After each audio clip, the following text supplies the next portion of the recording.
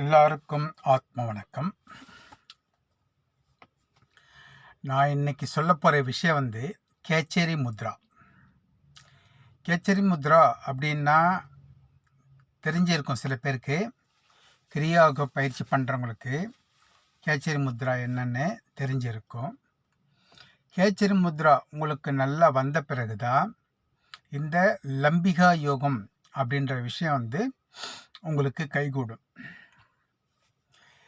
இந்த கேச்சரி முத்ரா பண்ணுறதுக்கு முன்னாடி சில பயிற்சிகள்லாம் நீங்கள் பண்ணணும். கேச்சரி முத்ரா பண்ணுறதுக்கு முன்னாடி சில பயிற்சிகள்லாம் நீங்கள் பண்ணணும். ஏன் இந்த பயிற்சிகள் பண்ணணும்னா, நிறைய பேருக்கு இந்த நுனி நாக்கு மேலே ஒட்டாது. நிறைய பேருக்கு நுனி நாக்கு மேலே ஒட்டாது. நாக்கு சின்னதாக இருக்கும். ஒரு சிலருக்கு இயல்பாகவே நாக்கு பெருசாக இருக்கும். அவங்க ஈஸியாக பண்ணலாம். செய்ய முடியாதவங்களுக்கு இந்த பயிற்சிகள் நீங்கள் பண்ணிங்கன்னா நாக்கு கொஞ்சம் நீளமாகும், ஃப்ளெக்சிபிள் ஆகும். அப்போ நீங்கள் கேச்சரி முத்ரா, லம்பிகா யோகம் இந்த பயிற்சிகள்லாம் பண்ணுறதுக்கு உங்களுக்கு ஈஸியாக இருக்கும். அது என்ன காரணம்னு பார்த்தீங்கன்னா,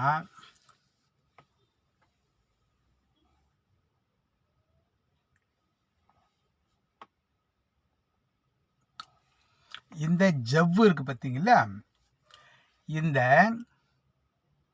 நாக்கு கீழே இருக்க இந்த ஜவ்வு அது ஃப்ரீயாக இருந்தால் தான் உங்களுக்கு நாக்கு ஃப்ளெக்சிபிளாக இருக்கும். அப்போ தான் நீங்கள் இந்த பயிற்சியை பண்ண முடியும். அதனால் அந்த ஜவ்வு நீங்கள் முதல்ல ஃப்ரீ பண்ணுறதுக்கு சில பயிற்சிகள்லாம் இருக்குது. ஃபஸ்ட்டு நாக்கை தட்டுறது. ஃபஸ்ட்டு நாக்கை உள்ளே வச்சுக்கிட்டு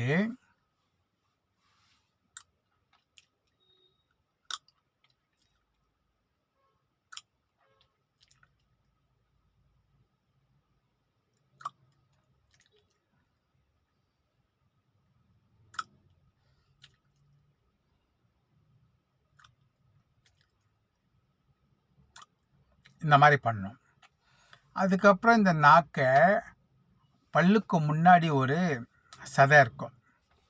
அந்த ஈரமாக இருக்கு இல்லையா, அந்த இடத்துல நீங்கள் நாக்கை வச்சுக்கிட்டு இந்த பயிற்சி பண்ணணும். அதாவது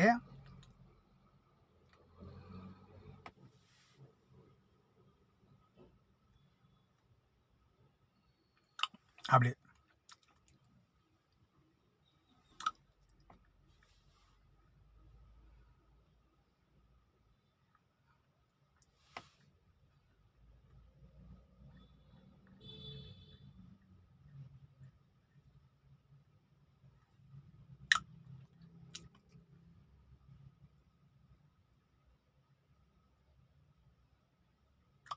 இந்த மாதிரி நீங்கள் பயிற்சி பண்ணணும். அடுத்தது நாக்கை கொஞ்சம் சுற்றணும். அதாவது முன்னாடி, அதாவது மேலே, கீழே, லெஃப்டில், ரைட்டில் இப்படிலாம் பண்ணணும். அடுத்தது ஒரு கர்ச்சிப் எடுத்து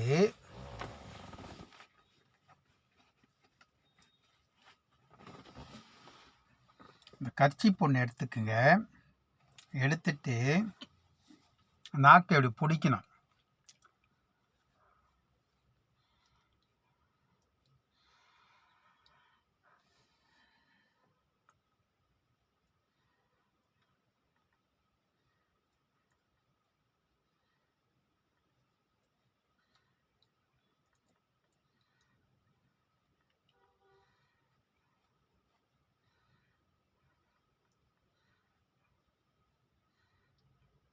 இப்படியே முன்னாடி பின்னாடி லேசாக இழுத்து பழகணும். நாக்கை ரொம்ப இழுத்திங்கன்னா வலிக்கும். அதனால் மெதுவாக பண்ணணும். இதை மெதுவாக இப்படி பண்ணணும். அடுத்தது லெஃப்ட்டு, ரைட்டு.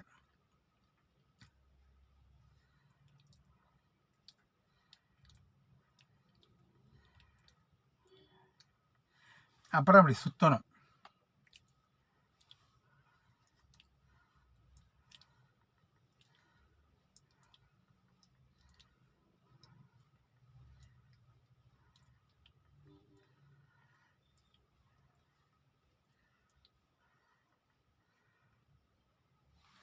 இப்படி பண்ணணும்.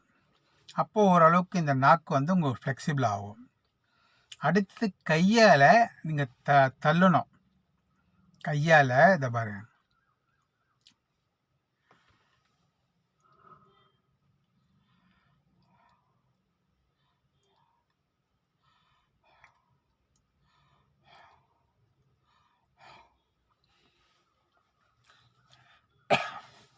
இந்த மாதிரி லேசாக தள்ளி தள்ளி நாக்கை வந்து நீங்கள் ஃப்ளெக்சிபிள் பண்ணணும்.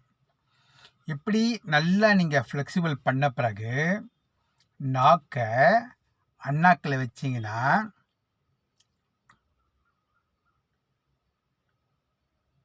வாயை மூடிக்கணும். இப்படி நாக்கு அண்ணாக்கில் வச்சு வாயை மூடிக்கணும். அதுக்கு பேர் கேச்சரி முத்ரா. சரி, இது வாசி யோகத்துக்கு எப்படி உபயோகப்படும் அப்படின்னு நினைக்கிறீங்களா?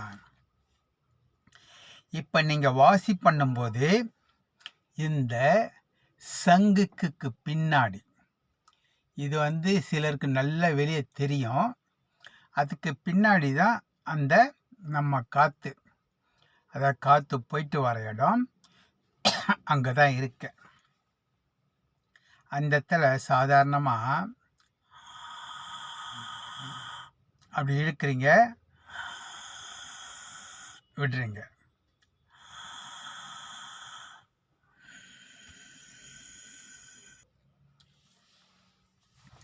இப்போ இதையே நாக்கை அண்ணாக்களை வச்சு இழுத்தீங்கன்னா, நாக்கை அண்ணாக்களை வச்சு இங்கேருந்து இழுத்தீங்கன்னா வாசியை உங்களால் இன்னும் நல்லா பண்ண முடியும்.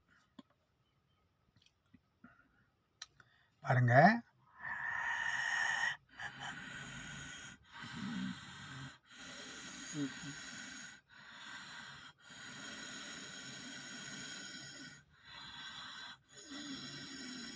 இப்படி பண்ணுறதுக்கு பதில்